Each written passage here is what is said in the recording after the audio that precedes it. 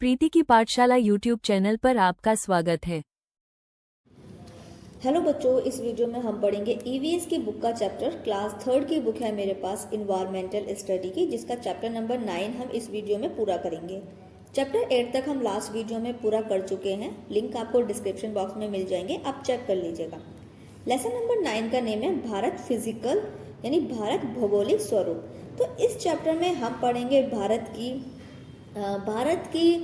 भौतिक संरचना यानी फिजिकल स्ट्रक्चर ऑफ भारत के उत्तरी पर्वत और मैदान यानी नॉर्थर्न माउंटेन्स एंड प्लेन्स, महान भारतीय मरुस्थल यानी ग्रेट इंडियन डेजर्ट, भारत की जलवायु यानी क्लाइमेट और भारत। तो इस चैप्टर में हम इन पॉइंट्स को समझने वाले हैं। तो चैप्टर आपको ध्यान से समझना है, क्योंकि हमारी इंडिया के बारे में है, मौसम, जलवायु, क्लाइमेट्स के बारे में है, माउंटेन्स के बारे में है, स्ट्रक्चर्स के बारे में है। तो काफ़ी कुछ आपको सीखने को मिलेगा। आप वीडियो बिल्कुल स्किप मत कीजिएगा और ध्यान से समझिएगा।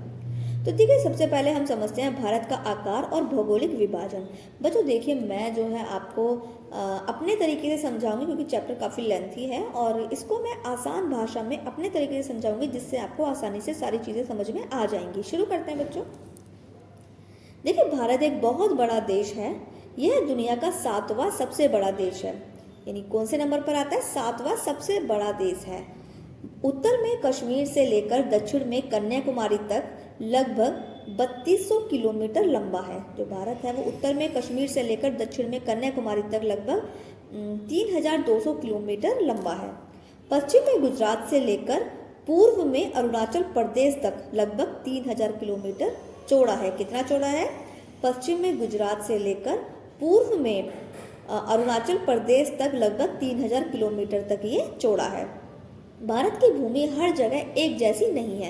यानी हमारे जो भारत की जो धरती है वो एक जैसी नहीं है। कहीं पर पहाड़ हैं, कहीं पर मैदान है, कहीं पर रेगिस्तान है और कहीं पर पठार है। इसीलिए भारत को उसे भौगोलिक हिस्सों में यानी फिजिकल डिविजन्स में बांटा गया है। तो अब हम पढ़ेंगे कि किन किन भागों में ये बांटा गया है। फर्स्ट है नॉर्थर्न माउंटेन्स यानी उत्तरी पर्वत। उत्तर में ऊंचे ऊंचे पहाड़ हैं जिन्हें हिमालय कहा जाता है। हिमालय का मतलब है बर्फ का घर, क्योंकि इन पहाड़ों पर हमेशा बर्फ रहती है। दुनिया की सबसे ऊंची चोटी माउंट एवरेस्ट है। आपको तो पता ही है सबसे ऊंचा पहाड़ कौन सा है, सबसे ऊंची चोटी कौन सी है पहाड़ की? वो है माउंट एवरेस्ट, जिसकी ऊंचाई 8848 मीटर है। बहुत सी नदियां जैसे गंगा, यमुना, ब्रह्मपुत्र हिमालय से निकलती हैं। अब देखिए, अब हम पढ़ेंगे पॉइंट 2 नॉर्थर्न प्लेन्स यानी उत्तरी मैदान के बारे में। ये मैदान हिमालय के दक्षिण में है। ये बहुत समतल और उपजाऊ यानी फर्टाइल हैं, क्योंकि नदियां यहाँ की मिट्टियों को उपजाऊ बनाती हैं। यहाँ धान, गेहूँ, मक्का, गन्ना आदि फसलें उगाई जाती हैं। यहाँ लोग पक्के मकान बनाते हैं। इसके बाद नंबर 3 पर द प्लेट्यू यानी पठार। दक्षिण भारत का हिस्सा एक पेनिनसुला यानी प्रायद्वीप है, यानी 3 तरफ से पानी से घिरा हुआ और जमीन का टुकड़ा। यानी जो दक्षिण भारत का एक हिस्सा है वो क्या है? वो पेनिनसुला है, जो कि 3 तरफ से पानी है, उसकी 3 साइड में पानी है और एक तरफ जमीन का टुकड़ा है। इसे साउथर्न प्लेट्यू या डिकेन प्लेट्यू कहते हैं, यानी दक्कन का पठार कहते हैं। यहाँ की मिट्टी काली मिट्टी यानी ब्लैक सॉइल होती है, जो कपास यानी कॉटन उगाने के लिए अच्छी होती है। इसके बाद है 4th point the coastal planes. Hindi में बोलेंगे इनको तटीय मैदान। भारत के पूर्व और पश्चिम के किनारों पर संकरे मैदान हैं। इन्हें कहते हैं ईस्टर्न कोस्टल प्लेन्स यानी पूर्वी तटीय मैदान, वेस्टर्न कोस्टल प्लेन्स यानी पश्चिम तटीय मैदान। ये मैदान समुद्र के पास होते हैं। इसके बाद देखिए 5 नंबर पर द आइलैंड कहते हैं द्वीप को। आइलैंड वह भूमि होती है जो चारों ओर से पानी से घिरी हुई होती है।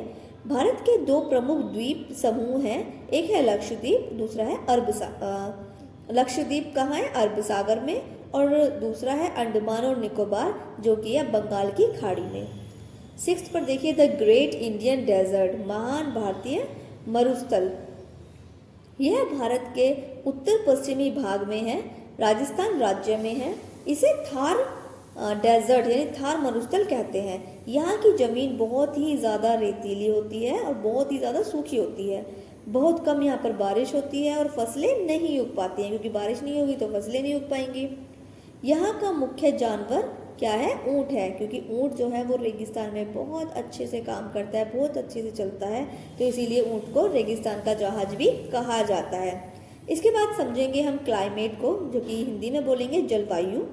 भारत के अलग अलग हिस्सों में मौसम अलग अलग होता है, क्योंकि भूमि का प्रकार अलग है। पहाड़ों में ज़्यादातर ठंड रहती है, मैदानों में गर्मी में बहुत गर्म और सर्दी में ठंड रहती है, यानी गर्मियों में बहुत ज़्यादा गर्मी होती है और सर्दियों में बहुत ज़्यादा ठंडी होती है। रेगिस्तान में दिन में बहुत गर्म और रात बहुत ठंडी होती है। तटीय इलाकों में मौसम मध्यम मॉडरेट रहता है। अब देखिए आगे चैप्टर हो गया यहाँ पर कंप्लीट। इसके बाद एक्सरसाइज दी हुई है। आई होप आपको ये चैप्टर समझ में आ गया होगा, क्योंकि मैंने बहुत ही शॉर्ट तरीके से और बहुत ही आसान तरीके से आपको सारे पॉइंट्स बताए हैं, जिसमें आपको अच्छे से ये सारी चीज़ें समझ में आ गई होंगी कि हमारी जो जलवायु है वो कैसी है, द ग्रेट इंडियन डेजर्ट कैसे हैं, द आइलैंड किसे कहते हैं, द कोस्टल प्लेन्स किसे कहते हैं, द प्लेट्यू किसे कहते हैं, नॉर्थर्न प्लेन्स क्या हैं, नॉर्थर्न माउंटेन्स क्या हैं। तो काफ़ी सारी चीज़ें हमने इस चैप्टर में सीखी हैं। आई होप आपको अच्छे से समझ में आ गई होंगी। और फिर भी अगर कहीं कन्फ्यूज़न है तो चैप्टर को फिर से, वीडियो को फिर से रिपीट कर लीजिए, ताकि आपको और अच्छे से सारे पॉइंट्स अच्छे से समझ में आ जाए। इसके बाद दी हुई है एक्सरसाइज। अब हम करेंगे इसकी एक्सरसाइज। तो यहाँ पर दिए हुए हैं टिक द करेक्ट ऑप्शन, सही करेक्ट ऑप्शन पर आपको टिक करना है। और नेक्स्ट पेज पर है फिल इन द ब्लैंक्स, और इसके बाद दिए हुए हैं name the following term, name लिखने हैं। तो मैंने यहाँ पर नेम नोट कर दिया है। और उसके बाद है आंसर द फॉलोइंग क्वेश्चन, तो क्वेश्चंस के आंसर भी मैंने यहाँ पर नीचे नोट कर दिए हैं। टोटल 5 क्वेश्चंस हैं और 5 आंसर्स मैंने नीचे नोट कर दिए हैं। आप अपनी नोटबुक में नोट कर लीजिएगा। सबसे पहले डिफिकल्ट वर्ड्स करने हैं, कुछ पिक्चर्स भी ड्रॉ करनी है, वो आप अपनी क्लास टीचर से पूछिए कौन कौन से पिक्चर्स आप कहाँ ड्रॉ करेंगे, कौन से क्वेश्चंस के साथ में ड्रॉ करेंगे। और साथ में नोटबुक में क्वेश्चन आंसर करने हैं, नेम द फॉलोइंग टर्म्स भी करने हैं, जो कि सी पर हैं। और यहाँ पर चैप्टर हो गया है कंप्लीट। आने वाली नेक्स्ट वीडियो में हम चैप्टर नंबर 10 को पढ़ेंगे। और अभी तक आप हमारे चैनल से नहीं जुड़े हैं और चैप्टर्स भी आप पढ़ रहे हैं लेकिन चैनल से नहीं जुड़े हैं, तो चैनल से जुड़ जाइए, चैनल को सब्सक्राइब कर लीजिए, बेल आइकन ऑन कर लीजिए, जिससे आने वाली वीडियो का जो नोटिफिकेशन है वो सबसे पहले आपको मिल जाए। वीडियो कैसा लगा मुझे कमेंट में ज़रूर बताइएगा। Thank you for watching. For more videos, like, share and subscribe.